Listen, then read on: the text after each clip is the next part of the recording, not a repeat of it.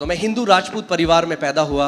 जब 19 साल का था तब मर रहा था। अभी गवाही नहीं बताऊंगा कि लंबी गवाही है, बट जल्दी मैं आपको शॉर्ट में बताऊंगा।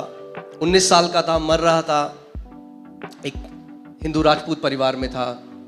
बहुत जगह गया, बहुत गुरुओं के पास गया, बहुत कुछ करा जिंदगी में, परमेश्वर को ढूंढ रहा था। मगर फिर मुझे नहीं पता था। मैं बोलता था मैं परमेश्वर को ढूंढ रहा था, मगर असली में परमेश्वर मुझे ढूंढ रहा था। यीशु मसीह ने कहा मैं खोई हुई भेड़ों को ढूंढने के लिए आया। सो हम नहीं उसे ढूंढ रहे हैं, वो हमें ढूंढ रहा है कब से। और एक दिन यीशु मसीह ने मुझे ढूंढ लिया और पा लिया। आमीन। और मैंने प्रभु को अपना लिया। अब अपना लिया तो सबसे पहले चर्च गया। जब चर्च गया तो वहां पे सब लोग बोलते, जब पास्टर जी प्रचार करते तो सब लोग बोलते हालेलुया। तो मैंने बगल में देखा, क्या लूया, समझ में नहीं आया। तो मैंने बगल वाले से पूछा ये क्या बोला उन्होंने। कह रहे हालेलुया। मैंने कहा इसका मतलब क्या होता है। कह रहा मुझे भी नहीं पता, सब बोलते हैं आप भी बोलो।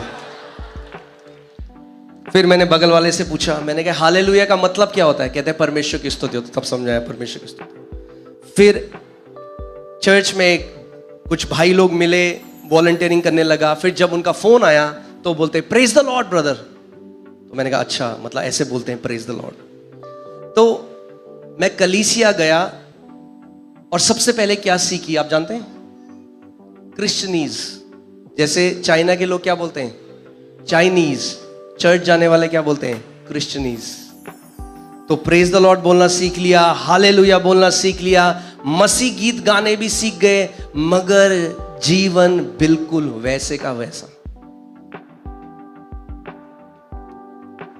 फिर हारावाज संडे को आऊं, हाथ उठाऊं, बोलूं तू राजाओं का राजा है, प्रभुओं का प्रभु है, मगर मंडे से सैटरडे तक एक हारावाज जीवन जियो, कर्जों में, तनाव में, परेशानियों में, बीमारी में। और मुझे समझ नहीं आया। मैंने परमेश्वर से पूछा, मैंने कहा प्रभु ऐसा क्यों है कि कलीसिया में बहुत कम लोग हैं जिनके जीवन में ऐसा लगता है वो जय में चल रहे हैं, बहुत थोड़े लोग हैं। और प्रभु ने मुझे कहा मैं तुझे इसका जवाब अपने वचन से दूंगा। और परमेश्वर मुझे ने मरकुस की किताब 4 अध्याय से इसका उत्तर दिया। मरकुस की 4 अध्याय में प्रभु यीशु मसीह ने एक दृष्टांत बताया, और दृष्टांत था एक बीज बोने वाले का। कौन सा दृष्टांत था। बीज बोने वाले का। और प्रभु यीशु मसीह ने कहा एक बीज बोने वाला बीज बोने के लिए निकला, और पहले कुछ जो बीज हैं वो सड़क के किनारे गिरे। कहां गिरे। सड़क के किनारे। और बाइबल और यीशु ने कहा तुरंत चिड़िया आई और उस बीज को क्या किया, चुग लिया, खा लिया, चली गई। तो मुझे कभी समझ में नहीं आता था कि प्रभु ये सड़क के किनारे बीज का मतलब क्या है। सो प्रभु ने मुझे समझाया, अभी जब आप बाहर जाएंगे आपको सड़क के किनारे क्या दिखता है। हाँ, सोना, चांदी, कचड़ा, क्या दिखता है। अच्छा, सो ये उन कैटेगरी है मसीहों की, जब उनके पासवान, जब उनके अगुए वचन का प्रचार करते हैं तो पता है करते हैं,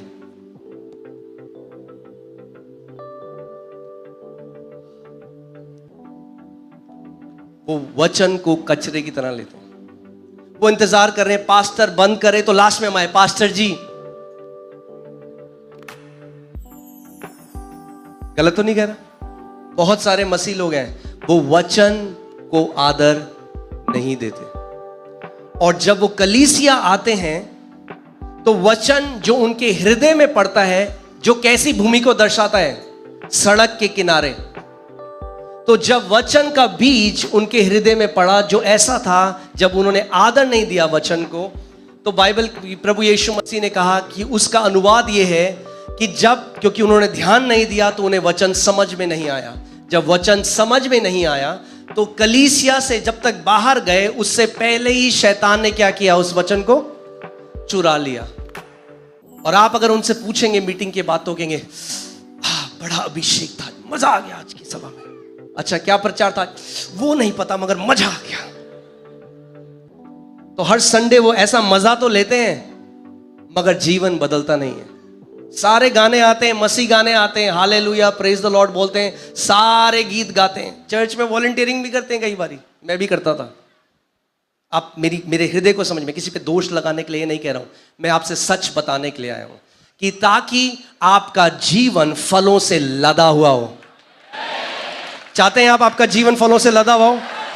आमीन। कि लोग जब आपको देखें तो बोले वाह, ये व्यक्ति जीवित परमेश्वर को मानने वाला है। आमीन। आज मेरा कई सारे लोग मेरे खानदान में आज प्रभु में आ गए क्योंकि उन्होंने मेरे जीवन में परमेश्वर के काम को देखा। लोग आपके जीवन में उसके महान कामों को देखेंगे क्योंकि उसका वचन कहता है आप मसीह की जीवित पत्रियां हो। बाहर के लोग बाइबल नहीं पढ़ेंगे मगर आपको पढ़ते हैं रोज। आमीन। जब आपको देखेंगे, जब आपके द्वारा देखेंगे परमेश्वर कितने महान काम कर रहा है, तो वो आपके पास आएंगे और कहेंगे मुझे भी तेरे यीशु चाहिए। आमीन। सो प्रभु ने मुझे बताया कि बहुत सारे लोग जो हैं वो ध्यान धरकर नहीं सुनते और वो एक बात नहीं जानते कि विश्वास सुनने से आता है। अगर आप परमेश्वर के राज्य में एक योद्धा बनना चाहते हैं, उसकी शुरुआत सुनने से होती है। अगर सुनेंगे नहीं तो कभी जय में नहीं चल सकते। आप 10,000 पास्टरों से अपने सर पे हाथ लगा लो, आपका जीवन नहीं बदल सकता। अगर आपने वचन का आदर नहीं किया तो आप एक जयवंत योद्धा नहीं बन सकते। परमेश्वर का वचन कहता है परमेश्वर ने अपने वचन को अपने नाम से भी ऊंचा उठाया है। जब वो परमेश्वर अपने वचन को इतना आदर देता है तो और कितना आदर आज आपको और मेरे को उसके वचन को देना है। आमीन। आप जानते हैं मैं अपनी कलीसिया में वर्शिप लीडर था। मैं आपको तब की बात बता रहा हूं। वर्शिप करता था, आराधना करता था, मगर सोमवार से शनिवार तक हारा हुआ जीवन जीता था। डिप्रेशन में रहता था, एंजाइटी में रहता था, कर्जों के अंदर था और वर्शिप लीडर, और मैं वर्शिप करता था और परमेश्वर का अभिषेक भी आता था। देखिए, गिफ्ट जो आपके ऊपर है वो दूसरों के लिए, आपके लिए नहीं है। आप गिफ्ट अपने ऊपर इस्तेमाल नहीं कर सकते। आप समझ रहे हैं मैं क्या कह रहा हूं? अपने ऊपर एक ही चीज काम करेगी, वो है विश्वास। अपनी चंगाई आप कैसे ले सकते हैं? विश्वास से। अपना छुटकारा आप कैसे ले सकते हैं? विश्वास से। हर एक पहाड़ को आप कैसे हटा सकते हैं? विश्वास से। अगर आप इब्रानी 11 अध्याय पढ़ें, 20 बार परमेश्वर का वचन कहता है विश्वास से हनोक ने, विश्वास से मूसा ने, विश्वास से अब्राहम ने, सारा ने, विश्वास से। अगर उन्होंने विश्वास से किया तो आज आपको और मेरे को भी विश्वास से ही करना है, क्योंकि परमेश्वर का वचन कहता है इब्रानी 11:6 में, बिना विश्वास के परमेश्वर को प्रसन्न करना कैसा है? अनहोना है। कई बार हम मसीह लोग इस बात को नहीं समझते। कई मसीह हैं जो सालों से उपवास रखते हैं। आप जानते हैं बाइबल में कहीं नहीं लिखा उपवास से परमेश्वर प्रसन्न होता है। उपवास बहुत जरूरी है, मैं ये नहीं कह रहा उपवास नहीं रखना है, मगर परमेश्वर, आप उपवास रख सकते हैं एक रीति रिवाज की तरह, उसके पीछे जो प्रकाशन है उसको ना जाने हुए। उपवास भूख हड़ताल नहीं है। उपवास हंगर स्ट्राइक नहीं है कि परमेश्वर दे वरना मैं हंगर स्ट्राइक में जा रहा हूं, जब तक नहीं देगा मैं खाना नहीं खाऊंगा। नहीं, हमें समझना है। विश्वास से इब्राहिम ने, विश्वास से नोआ ने, विश्वास से मूसा ने। जब परमेश्वर मुझे इस बात को समझाने लगे तो मैं एक चीज सीख गया कि अगर जीवन में बदलाव आएगा तो वो विश्वास से आएगा। और परमेश्वर मुझे समझना पड़ेगा। तो उससे पहले क्योंकि मैं जवान था, अभी भी हूं, तब बहुत था, तो उस समय मैं केवल वर्शिप से प्यार करता था। चर्च में जाता था, जब वर्शिप गाने बजेंगे तो मैं जैसी वचन आएगा कब पास्टर जी बंद करेंगे। तब परमेश्वर ने मुझे बताया अगर तुझे जय में चलना है तो तुझे मेरे वचन को अपने हृदय में और अपने मुंह में भरना होगा। आमीन।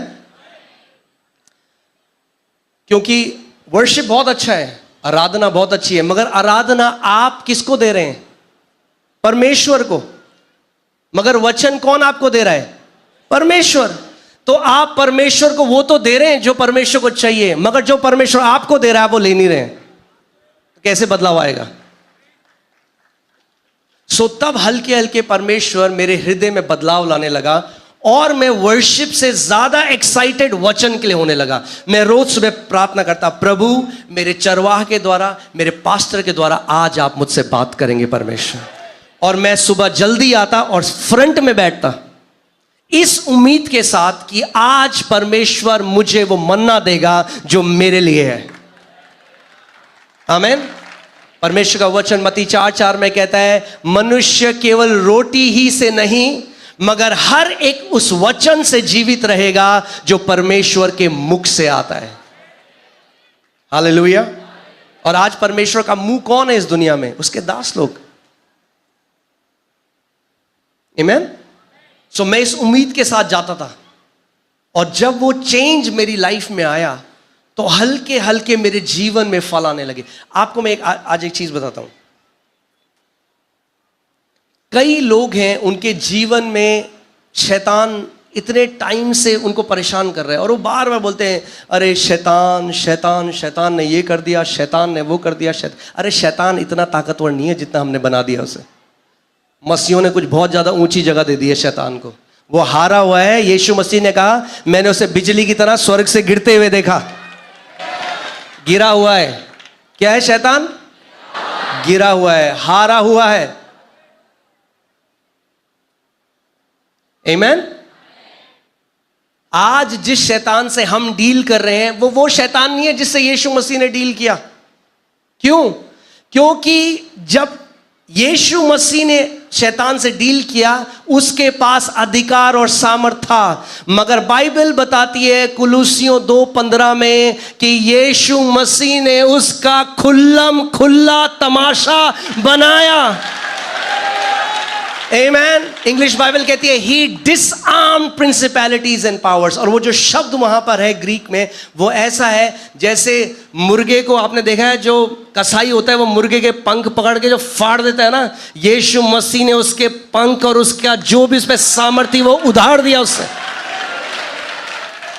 आमेन। बोलो शैतान हारा हुआ है। आमेन। शैतान हारा हुआ है।